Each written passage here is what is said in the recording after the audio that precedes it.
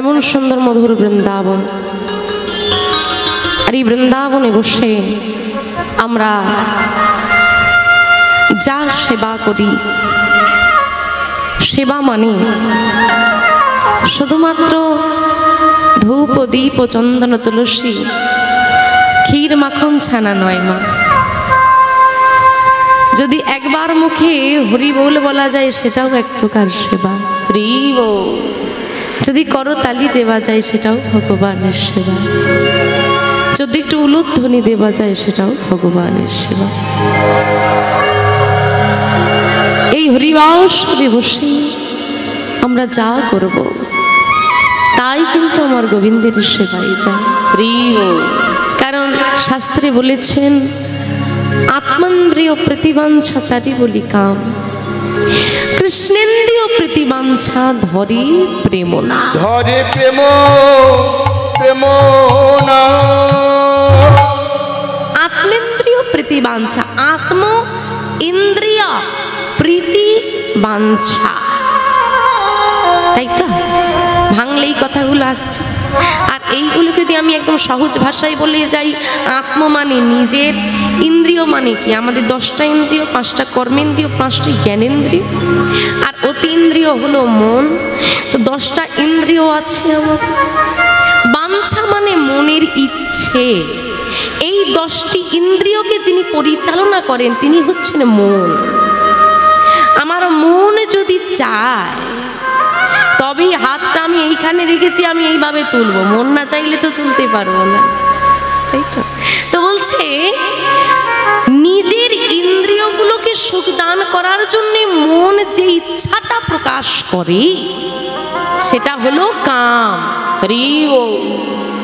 কথাটা খুব ছোট কিন্তু খুব বড়।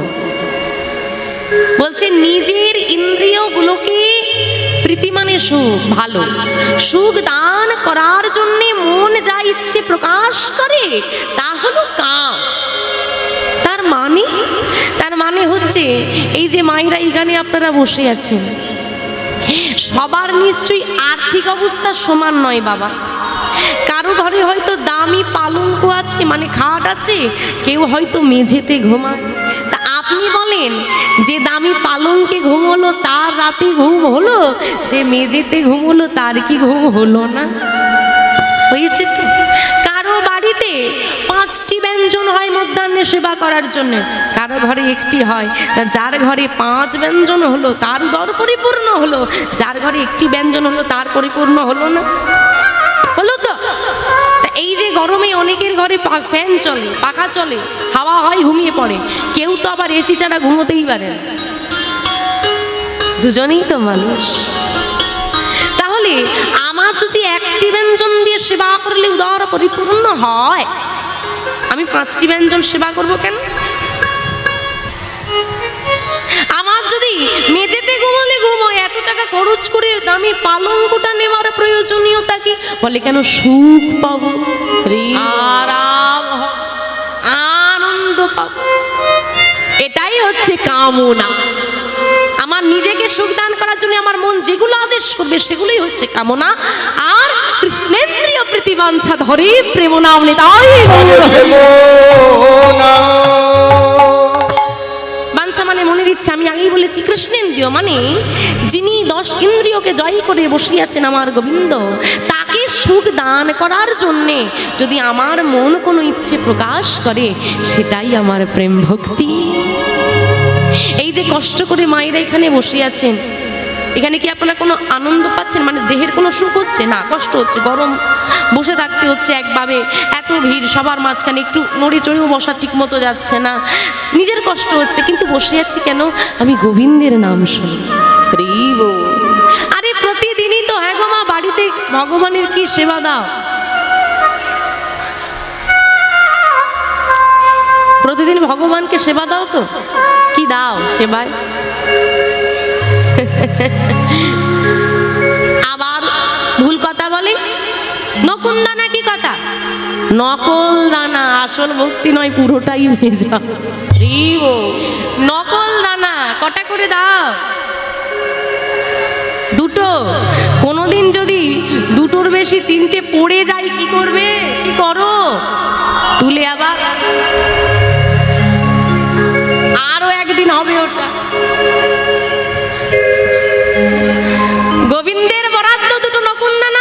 বেশি 3টে হলে তুলে নেব, কিন্তু বাবা আমি যত বাড়বে যেন ততই ভালো মনে হয়।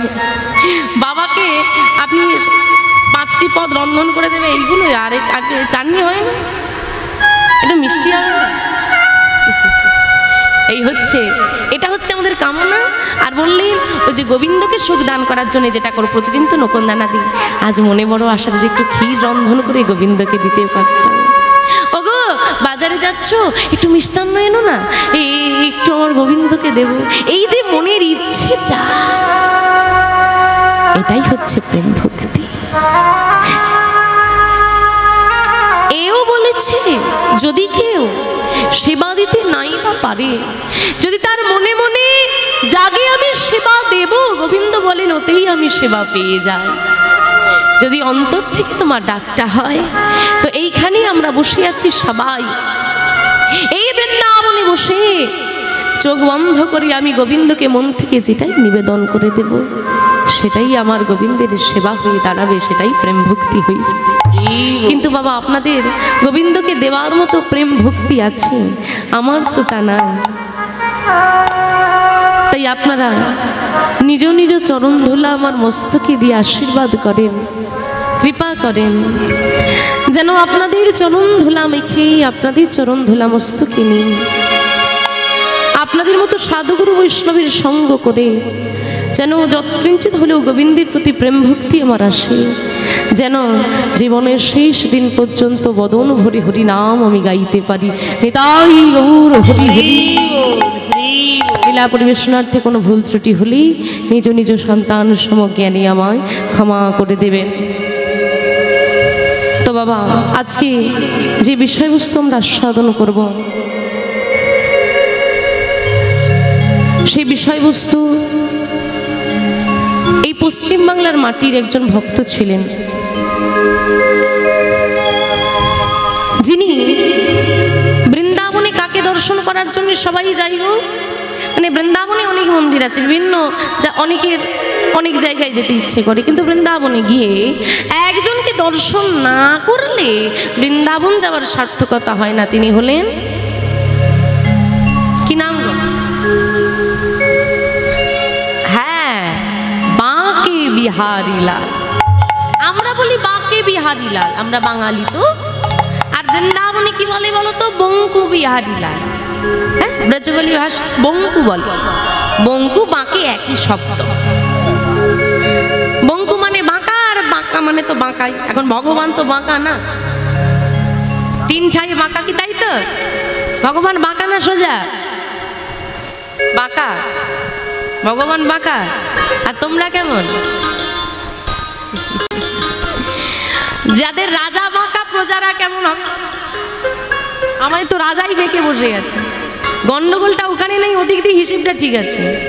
আমাদের ভগবান বাঁকা, তাই ভক্তরাও বাঁকা, এদিক দিয়ে হিসেব ঠিক আছে, কিন্তু হিসেবটা অন্য দিক দিয়ে বলছে না। কি কেমন বলো তো? ভগবানের দেহ বাঁকা আর ভক্তদের, যার দেহ বাঁকা সার্জারি করে সোজা করে যাবে, কিন্তু মনের সার্জারি করা যাবে না। যার মন বাঁকা তাকে দিয়ে চলা বড় মুশকিল বাবা। তো যাই হোক, এই যে বঙ্কু বিহারীলাল এক সময় তিনি মাধব নামে পরিচিত ছিলেন বৃন্দাবনে। এই পশ্চিমবাংলার একজন ভক্ত ছিলেন। এটা গর্বের বিষয় আমাদের পশ্চিমবাংলার ভক্তের জন্য বঙ্কু বিহারী পাওয়া। তিনি ওই বৃন্দাবনে গিয়ে আমার বঙ্কু বিহারীকে, মানে মাধবের নামকরণ করে এসেছিল বঙ্কু বিহারীলাল। যেমন আপনারা আমাদের ঘরের সামনে আছেন জগন্নাথ দেব। তিনি কি জগন্নাথ দেব ছিলেন? তিনি ছিলেন নীলমাধব, তাই তো? এই যে রথযাত্রা হচ্ছে, চলছে তো, তিনি নীলমাধব ছিলেন। নীলগিরি পর্বতে ইন্দ্রদ্যুম্ন রাজাকে, তার মনে বাসনা ছিল যে একবার আমি গোবিন্দকে পাবো, তিনি রাজা হতে পারেন, তার ভগবান প্রাপ্তির বড় আশা ছিল। তো একজন সাধু এসে বলে গেলেন, কোন নীলগিরি পর্বতে নীলমাধব রূপে বর্তমানে ভগবান অধিষ্ঠান করছেন, চাইলে রাজন আপনি দর্শন করতে পারেন, আপনার ভগবান প্রাপ্তি হতে পারে। সংবাদটা শোনা মাত্র তিনি সভাসদদের ছড়িয়ে দিলেন, যাও, কোথায় নীলগিরি পর্বত, কোথায় নীলমাধব, আমাকে সন্ধান এনে দাও। সবাই ফিরে এলো আর সংবাদ একটাই, না রাজন, এমন কোনো জায়গার নাম বা এমন কোনো বিগ্রহের নাম আমরা কেউ খুঁজে পাচ্ছি না। ফিরে আসেননি একমাত্র বিদ্যাপতি, তিনি ফিরে আসেননি। তিনি কি করলেন?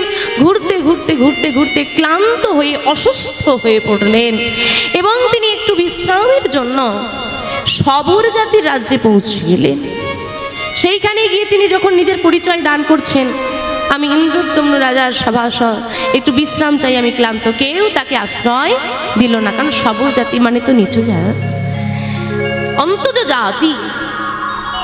তা আপনি মহারাজের সভাসদ, অপরাধ হবে না আমাদের দিলে? তাই আমরা একটা উপকার করতে পারি, আমাদের যিনি প্রধান তার বাড়িতে আমি আপনাকে পৌঁছে দিতে পারি, হয়তো আপনি তার বাড়িতে গিয়ে একটু আশ্রয় নিতে পারেন। তিনি, তার নাম হচ্ছে বিশ্ব বসু। বিশ্ব বসুর বাড়িতে যখন পৌঁছে দিলেন, দরজাটা খুললেন এক অপরূপ সুন্দর নারী, যার নাম ছিল ললিতা। তিনি ভেতরে নিয়ে গিয়ে বসতে দিলেন বিদ্যাপতিকে। ললিতা ছিলেন বিশ্ব বসুর একমাত্র কন্যা। সেখানে তিনি সুস্থ হলেন, কিন্তু এদিকে মনে মনে বিদ্যাপতি ললিতাকে ভালো লেগে গেল। বিদ্যাপতি লক্ষ্য করলেন মধ্যরাত্রে বিশ্ব বসু কোথায় যেন একটা যায়, কিন্তু এত রাতে যাবে কোথায়? ললিতার সঙ্গে বিবাহ বন্ধনে আবদ্ধ হলেন বিদ্যাপতি। একদিন ছলে বলে কৌশলে ললিতাকে বলছে, ললিতা তুমি আমাকে ভালোবাসো? ভীষণ ভালোবাসি স্বামী, তোমার কাছে তো আমি কোনোদিন কিছু চাই না, একদিন যদি কিছু চাই তুমি কি আমায় দিতে পারবে? বলো স্বামী। না, আগে প্রতিজ্ঞা করো তুমি আমায় দেবে। আচ্ছা বেশ দেব, বলো স্বামী। তোমার পিতা মধ্যরাত্রে প্রতিদিন কোথায় যায় আমায় একটু বলো। স্বামী, পিতা কোথায় যায় আমি তো জানি না, আমাদের কাউকে কোনোদিন কেউ বলেই না, কিন্তু পিতার মুখে একবার শুনেছি কোনো এক নীলমাধবের সেবা করতে তিনি যান। আর যেই না বলেছে নীলমাধবের সেবায় যা, বিদ্যাপতির মনে আর আনন্দ ধরে না। এই কি তাহলে সেই নীলমাধব? আচ্ছা ললিতা, তুমি কি পারবে না তোমার পিতাকে বলে আমাকে একবার ওই নীলমাধবের কাছে নিয়ে যেতে? না না স্বামী, আমি বলবো কেমন করে? পিতা কোনোদিন কাউকে বলতে নিষেধ করেছে, যেন কেউ না জানতে পারে তুমি আমার স্বামী। তোমায় আমি বলেছি এটা আমি পারবো না, এই তোমার ভালোবাসা, আমি তার একমাত্র জামাতা, আমাকে একটু দর্শন করাতে পারবে না? আমি তো অন্য কিছু চাইছি না। আচ্ছা বেশ, বলে দেখো। অনেক অনুনয় বিনয় করলে ললিতা পিতা রাজি হন, কিন্তু শর্ত একটা, কি? চোখটা বাঁধা অবস্থায় আমি নিয়ে যাব, সেখানে গিয়ে আমি চোখটা খুলে দেব, দর্শন হলে আবার বেঁধে দেব, তারপর আমি হাতে ধরে আবার বাড়িতে নিয়ে আসবো। মানে কি? পথটা জানানো চলবে না, দর্শন হোক। আচ্ছা বেশ, তাই হবে। এখন মধ্যরাত্রে বিদ্যাপতি চোখ বেঁধে দিয়ে বিশ্ব বসুর সঙ্গে বিদ্যাপতি যাচ্ছি, কিন্তু বিদ্যাপতির উদ্দেশ্য তো অন্য। সে তো ওই ইন্দ্রদ্যম্ন রাজাকে পাইয়ে দেবে কথা দিয়েছে। ওই সরিষার দানা ছড়াতে ছড়াতে চলে গেল, নীলমাধবকে দর্শন হলো, তিনি ফিরে এলেন। ললিতাকে পরিত্যাগ করে ইন্দ্রদ্যম্ন রাজার কাছে যখন এলেন, সেই ইন্দ্রদ্যম্ন রাজাকে তিনি ফিরিয়ে নিয়ে গেলেন, কিন্তু তখনকে নীলমাধব অন্তর্ধান হয়েছে। শস্যের গাছ হয়ে গিয়েছিল, সেখান দিয়ে নিয়ে গেল। এরপর বিশ্ব বসু মনে করলেন যে রাজন হয়তো সরিয়ে নিয়েছে নীলমাধবকে, আর ইন্দ্রদ্যম্ন রাজা চিন্তা করলেন মনে হয় আমরা আসব খবর পেয়ে বিশ্ব বসু মানে সবর জাতিরা নীলমাধবকে সরিয়ে ফেলেছে। তো রাজা ক্ষমতা বেশি, চারিদিকে আটকে দিল, জল দেবে না কেউ কাউকে, খাদ্য দেওয়া যাবে না। সত্যি করে বলো, কোথায় লুকিয়ে রেখেছো নীলমাধবকে? ভক্তির ডাকে ভগবান ইন্দ্রদ্যম্ন রাজাকে স্বপ্নাদেশ করলেন, আমার ভক্তদের তুমি ছেড়ে দাও, নীলমাধবের রূপের আমার অন্তর্ধান হয়েছে, আমি জগন্নাথ রূপে তোমার মধ্যে দিয়ে প্রকাশিত হব। তাই পরবর্তীকালে সেই কাষ্ঠ ভেসে এলো সমুদ্রে, সেই কাষ্ঠ দিয়ে বিশ্বকর্মা স্বয়ং নিজে এসে জগন্নাথের সেই বিগ্রহ তিনি তৈরি করেছিলেন। এবং এই যে রথযাত্রা হয়, এই রথযাত্রার একটা কারণ আছে কি না, ভগবান ইন্দ্রদ্যম্ন রাজা হাতে তো সেবা নিতেন, তো সন্তুষ্ট হয়ে ভগবান বলেছিল তোমরা বলো কি চাও। ইন্দ্রদ্যম্ন রাজা এবং তার স্ত্রীকে, স্ত্রীর নাম কি ছিল মা? জগন্নাথের মাসির নাম কি গো? মাসি বাড়ি তো গেল, মাসির নামটা কি? মাসিকে গুন্ডিচা দেবী, গুন্ডিচা দেবী ইন্দ্রদ্যম্ন রাজার স্ত্রী। এবার দুজনকে বলছে তোমাদের সেবা আমি সন্তুষ্ট, বলো কি চাও। তো মনে মনে চাইছে, গুন্ডিচা দেবী মনে মনে চাইছে, ইন্দ্রদ্যম্ন রাজা চাইছে, হে প্রভু আমার তুমি জগন্নাথ আমার হয়ে এসেছো, আমার যেন বংশবৃদ্ধি না হয়, কোনো সন্তানাদি যেন না হয়। কেন না, যদি সন্তানাদি হয় তাদের মধ্যে অহংকার আসতে পারে, আমাদের বংশের ঠাকুর, হ্যাঁ, আবার আমার বংশের সমস্ত সন্তান যে সৎ হবে তাও তো কোনো নিশ্চয়তা নেই, কেউ খারাপও হতে পারে, তাই কোনো বংশ বিস্তার চাই না। আর এদিকে মা চাইছে কি, আমার যেন লালো করি একটা পুত্র সন্তান। এখন তুমি বলো কার কথা রাখবে ভগবান? ভগবান বলছে অসম্ভব। অসম্ভব কেন?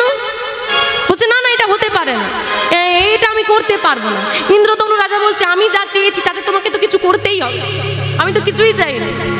বলছে কিন্তু তোমার স্ত্রী তো চেয়ে বসে আছে, কি তুমি কে চেয়েছো? দুজনের মধ্যে কথোপকথন হলে গুন্ডিচা দেবী কাঁদছে আর বলছে মা না হলে তো নারী জাতির সার্থকতা নাই, তাহলে আমার কি হবে স্বামী তুমি বলো। কিন্তু ইন্দ্রদ্যম্ন রাজা বুঝিয়ে বললেন যে যদি এইরকম পরিস্থিতি পরবর্তীকালে হয় তুমি কি নিজেকে ক্ষমা করতে পারবে? তাও ঠিক। তখন জগন্নাথ দেব কথা দিলেন, বেশ দুজনের মনোবাসনা পূর্ণ করব কিভাবে? তোমাদের কোনো সন্তানাদি হবে না, আমি তোমাদের সন্তান রূপে থাকব। তারপরেও গুন্ডিচা দেবী কাঁদছেন বসে বসে। আরে তুমি কাঁদছো কেন? আরে সন্তান হলে তাকে কোলে নেওয়া যায়, তাকে সেবা দেওয়া যায়, তাকে আদর করা যায়। তুমি তো ভগবান, তোমাকে কোলে নেব কেমন? আদর করবো কি করে, সেবা দেবো কি করে? সন্তানের মতো কি ভগবান হয় গো? বলছে বেশ মা, আমি বলে রাখলাম তোমাকে আমি সন্তানের মতো হই সারা বছর তোমার কাছে থাকবো। যেহেতু তুমি আমাকে কোলে নিয়ে সন্তান স্নেহ চাইছো, এক সপ্তাহ আমি তোমার ঘরে যাব, সন্তান রূপে তুমি আমাকে সেবা দেবে।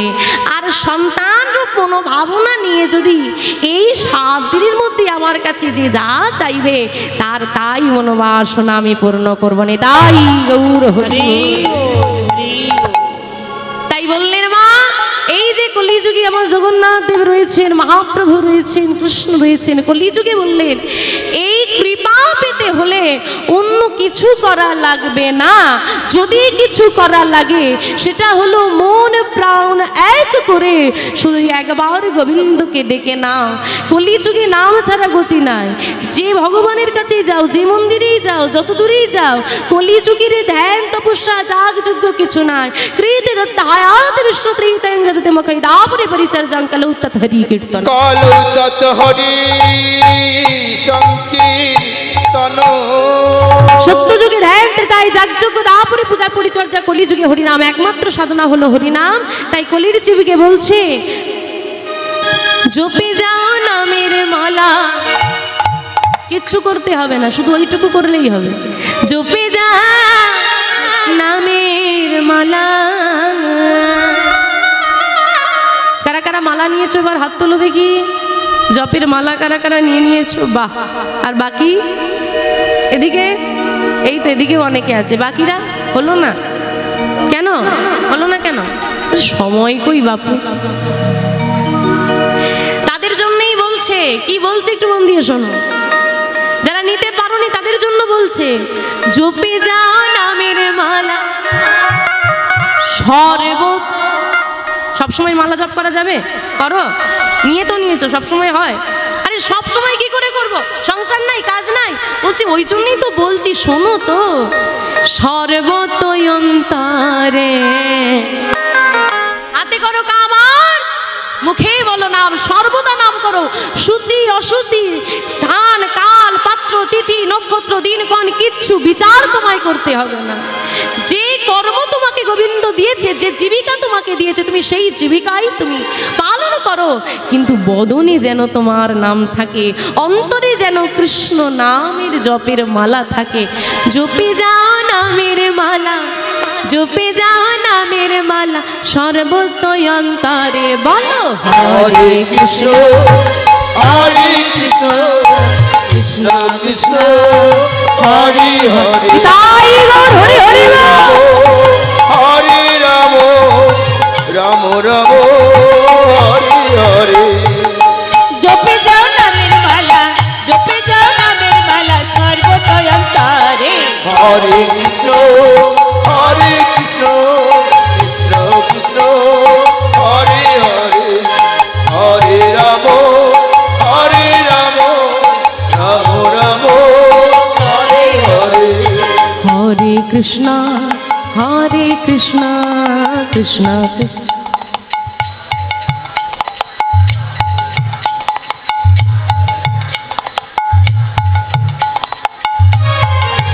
মশা শুনতে পাচ্ছে, ভগবান শুনতে পাবে। আরে ভয় পাচ্ছে ভয় পাচ্ছে ওমা ভয় করছো? আজকে দিনটা চলে গেলে আরো 1 বছরের অপেক্ষা এই দিনটার জন্য। ভেবেছো কি? হ্যাঁ, কত কষ্ট করে দরজায় ঘুরে ঘুরে ভিক্ষা করে দিন রাত জেগে পরিশ্রম করে এত কষ্ট। যারা এই অনুষ্ঠানটা করাচ্ছে দেবে 1 সপ্তাহ আগে থেকে ঘুম উড়ে গেছে তাদের। কত পরিশ্রম, রোদে ঘোরাঘুরি, ছোটাছুটি, খাওয়া নেই, ঘুম নেই, তারপরেও এত কষ্ট তাদের মনে হয় না। কষ্টটা মনে হয় কখন? যখন মনে হয় আজই শেষ দিন।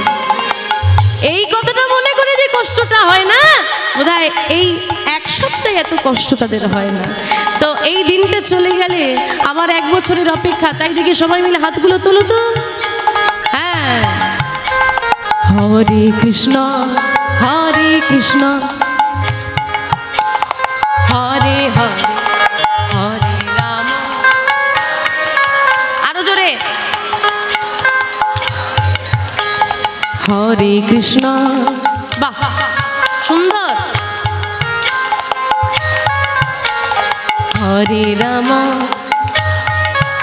আহা,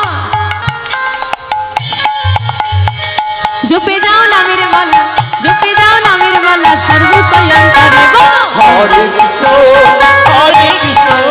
কৃষ্ণ কৃষ্ণ হরে হরে হরে রাম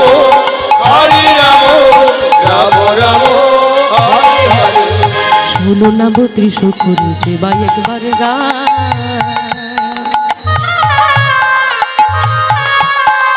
অনায়াসে রাধা কৃষ্ণের চরণে সেই যে পায়। 16 নম্বরটি যখন যে জন জপে গা অনায়াসে রাধা কৃষ্ণের চরণ সে যে পায়। যারা যারা মুখে হরিনাম বলো বা বলেছো তাদের জন্য কি বলছে একটু শোনো। বলছে কি? 16 নাম 32 অক্ষর যে ভাই একবারে গা।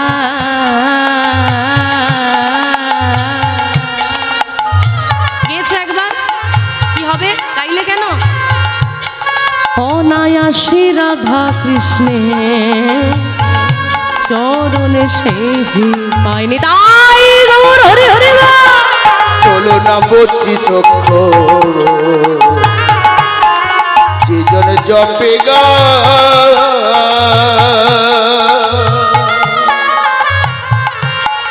অনায়াসে রাধা কৃষ্ণের চরণ সে যে পায়। জপে যাও নামের মালা, জপে যাও নামের মালা সর্বতই অন্তরে বলো হরে কৃষ্ণ কৃষ্ণ